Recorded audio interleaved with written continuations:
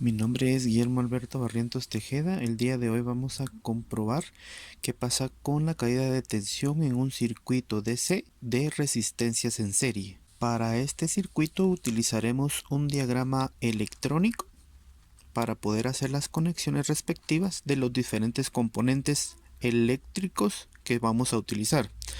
Utilizaremos también una FEM de 9 voltios, ¿verdad?, que vamos a comprobarla en un momento, y utilizaremos dos resistencias en serie, ¿sí? Dos resistencias de serie que son de 220 ohms. Iniciaremos comprobando la FEM que caída de tensión nos presenta, y para ello necesitamos la ayuda de un multímetro, que es el aparato que yo estoy utilizando. Lo estoy utilizando en específicamente la corriente directa, en voltaje de la corriente directa que aparece acá, ¿verdad?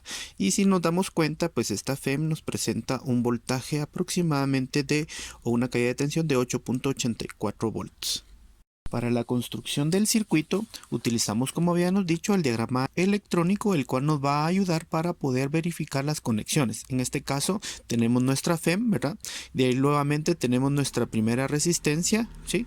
Utilizamos un cable de cobre para que nos ayude para las conexiones de nuestras resistencias, ¿verdad? Estas fueron utilizadas y conectadas en cada uno de los puntos. En este caso tenemos la primera resistencia, y si nos damos cuenta, un circuito en serie es aquel que están conectados sus dispositivos después del otro, ¿verdad? Entonces, si nos damos cuenta, pues en la misma línea aparece la conexión de la siguiente resistencia, que las dos resistencias son dos de 220.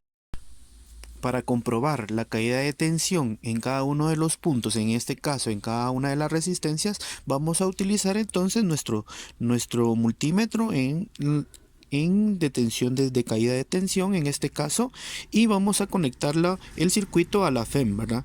Y entonces al estar conectado a la FEM, nosotros comprobaríamos los puntos, los voltajes que utiliza este circuito. En este caso vamos a comprobar el primer punto, y en el primer punto, si nos damos cuenta, aparece un voltaje de 4.1 volts, ¿verdad? Y en el segundo punto, ¿verdad?, vamos a comprobar el segundo punto, y en el segundo punto me aparece otro voltaje de 3.98 volts, ¿verdad?